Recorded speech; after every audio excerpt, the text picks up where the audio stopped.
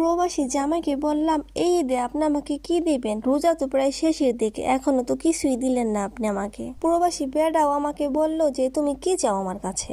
আমিও সরল মনে বললাম, বেশি কিছু তো চাই না, মাত্র 3টি জিনিস চাই। ওরে বাবা, প্রবাসী বেটা তো মহা খুশি। মাত্র 3টা জিনিস চাও তুমি আমার কাছে? তাড়াতাড়ি বলো কি কি চাও আমার কাছে, তাড়াতাড়ি বলো। আমিও সরল মন নিয়ে বললাম, বেশি কিছু তো না, একটা ডায়মন্ডের শাড়ি, আর একটা পাকিস্তানি গোল্ডের ড্রেস, আর এক জোড়া মণিমুক্তার জুতা। এই তো, এই 3টা জিনিস দিলেই হবে।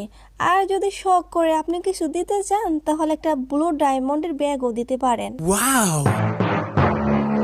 আমি কি ভুল কিছু বলেছি? সে আমাকে এই কথা শুনে বলে কি, দাঁড়া আমি দেশে আইলই তোরে আমি শখ কইরা মণিমুক্তার ব্যাগ কে তোরে আমি হীরার একটা বিল্ডিংও বানাই দিমু। আমার তো এই কথা শুনে একটু ঘাপলা মনে হলো। অবশ্যই ডাল মে কুছ কালা হ্যায়। আমি তো কোনো দোষের কথা বলিনি, মাত্র 3টা জিনিস তো চেয়েছি, আর সেও তো রাজি হলো। আমি তো বুঝলাম না এখন কেন রাজি হচ্ছে না আমার কথা শুনে। তো এরপরে সে ফোনটা কেটে দিল।